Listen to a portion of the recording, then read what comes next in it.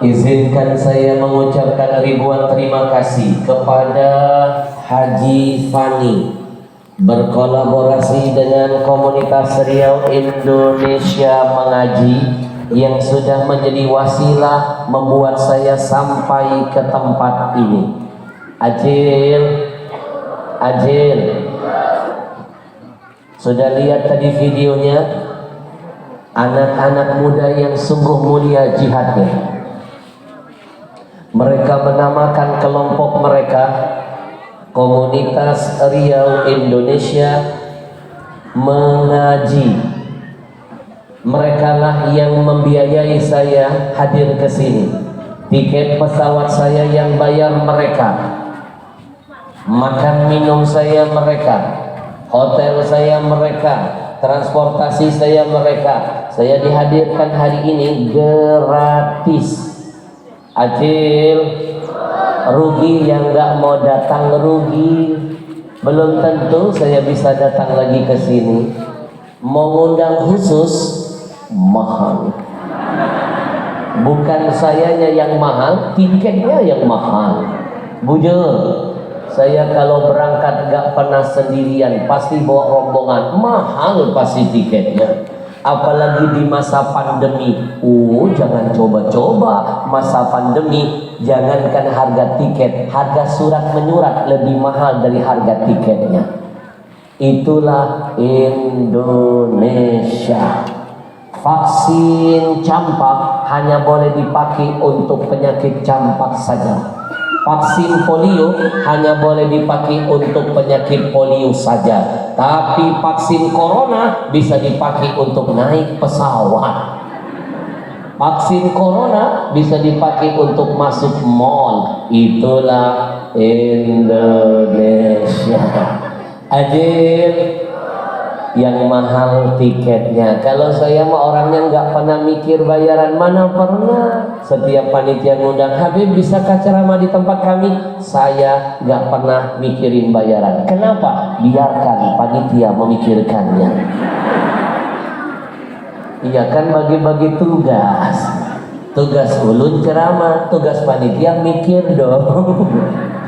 Tapi hari ini ada sponsor, namanya Komunitas Riau Indonesia Mengaji, yang membawa saya dari Jakarta sampai di sini. Lalu di sini disambut oleh Haji Fani dan Habib Muhammad Bagir dan teman-teman lainnya. Mereka ini adalah wasilah semuanya. Alhamdulillah.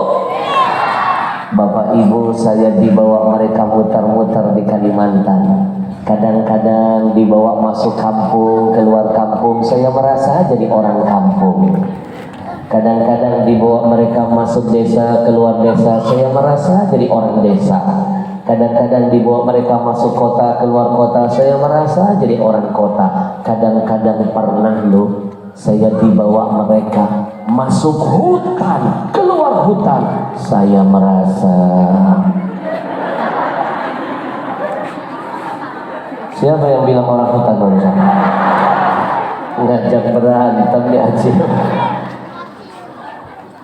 Bapak Ibu, anak-anak muda yang menghabiskan masa mudanya menyenangkan hati Rasulullah, jadi sponsor para ulama menciptakan taman-taman surga di belahan negeri ini adalah langka. Mereka adalah pejuang-pejuang Allah. Lihat anak muda zaman sekarang, kalau nggak tawuran narkoba, kebut-kebutan, bujur. Bahkan yang lebih gila, anak-anak muda Indonesia sekarang, anak-anak yang mengaku milenial sekarang lebih bangga melakukan kegiatan-kegiatan yang tidak ada manfaatnya, bahkan mendatangkan dosa syirik di hadapan Allah. Apa yang lagi tren di Jakarta? Anak-anak muda kita lebih bangga mengumpulkan koleksi boneka arwah, namanya spirit doll. Nggak tanggung-tanggung artis muda ikut beli boneka. Boneka dibeli senilai 10 juta paling murah. Satu boneka 10 juta. Bahkan ada yang ratusan juta harganya. Diadopsi, dimandiin, dianggap seperti bayi yang masih hidup, dibelikan pakaian, dikasih makanan. Ini namanya bungul-bungul pintar. Bahasa Inggrisnya waloh bajaran. Bahasa Jepangnya waloh betul. Mujur, daripada buang-buang uang puluhan juta, ratusan juta ngadopsi boneka nggak dapat pahala, lebih baik pakai uangnya ngadopsi anak yatim, beliin makanan buat yatim, mandiin anak yatim, belikan pakaian mereka, maka semua ada nilai pahala dan kemuliaan untuk mereka. Buang-buang uang beli boneka mubazir, dapat dosa mubazir. Bukankah mubazir itu teman-temannya setan? Bujur, diyakini boneka ini bisa mendatangkan arwah bayi yang sudah meninggal. Kalau diadopsi, boneka ini akan mendatangkan rezeki, katanya. Membuat tenar, menghilangkan kesepian. Tambah lagi dosanya. Dosa apa? Syirik, menyekutukan Allah.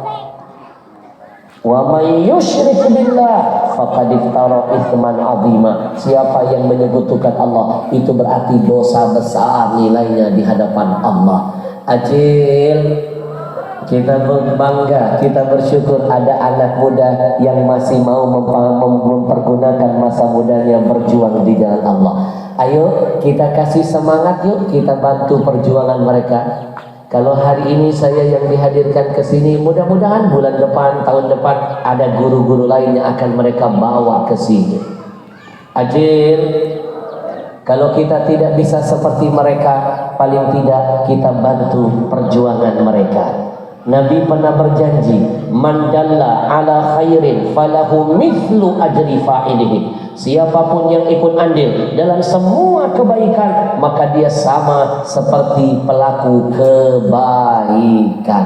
Kalau kita tidak bisa seperti mereka, paling enggak kita nanam saham akhirat yuk. Kita bantu perjuangan mereka, kita senangkan hati Rasul kita. Saya ajak Bapak Ibu, kita akan memberikan infak terbaik. Saya mulai dari diri saya.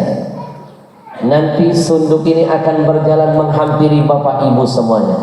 Siapkan infak terbaik. Saya mulai dari diri saya. Jangan pandang sebelah mata dahsyatnya sedekah. Silakan buka Quran. Allah pernah membeberkan orang yang sudah mati, minta dihidupkan lagi agar bisa bersedekah. Kenapa? Mereka merasakan pentingnya sedekah di alam barzakh nantinya. Mereka merengek-rengek berkata, laula akhartani ila ajalin qarib fa asaddaqa wa akum minas salihin. Ya Allah, kalau seandainya aku dihidupkan kembali, aku ingin sedekah ya Allah, agar aku digolongkan jadi orang soleh. Yang sudah mati minta dihidupkan, bukan mau sholat, bukan mau puasa, bukan mau melakukan haji, mau berbuat sedekah. Setelah itu dimatikan lagi, mereka siap. Ini membuktikan sedekah dahsyat buat ahli kubur. Akan jadi cahaya buat kita di alam kubur, jadi teman setia di alam barzakh, jadi syafaat ila yaumil qiyamah. Saya mulai dari diri saya. Lihat ke depan. Ingat pesan Nabi, mana qasamalun min sadaqatin bal yasdad. Tidak akan kurang harta yang disedekahkan, kata Nabi. Bertambah, pasti bertambah. Ayo siapkan infak yang terbaik. Saya mulai dari diri saya. Ingat pesan Nabi yang kedua, ma'akalta fa'afnaita. Apa yang kau makan, kata Nabi, pasti busuk. Wa ma labista fa'ablaita. Apa yang kau pakai pasti lapuk. Wa ma tasaddaqta fa'amdaita. Apa yang kau sedekahkan, dijamin Nabi pasti kekal abadi selama-lamanya. Ayo berikan infak terbaik. Saya mulai dari diri saya. Bismillahirrahmanirrahim. Jangan lupa nanti sebutkan hajat niat ketika sedekah kita keluarkan. Bertawasul dengan kebaikan dibolehkan. Habib, mana dalilnya kita boleh bertawasul dengan kebaikan? Mana dalilnya? Dengarkan. Ada hadis Nabi bercerita 3 pemuda yang terjebak dalam gua. Kenapa selamat dari kematian? Masing-masing menyebut amal kebaikannya. Betul? Nanti sebutkan amal kebaikan masing-masing. Ya Allah, aku tahu 100.000 ini mungkin kecil di matamu, tapi aku yakin ini besar nilainya nanti di hadapanmu ya Allah. Ya Allah, 100.000 ini pasti ada pahala, ada kemuliaannya, ada keberkahannya. Aku tawassul dengan kebaikan dan kemuliaan itu semua. Kabulkan hajatku ya Allah. Berkah doanya. Insya Allah. Saya mulai dari diri saya. Siapkan infak terbaik. Bismillahirrahmanirrahim. Kita iringi dengan salawat biar Rasulullah tersenyum melihat kita. Sallallahu ala Muhammad, sallallahu alaihi, sallallahu ala Muhammad, sallallahu alaihi, sallallahu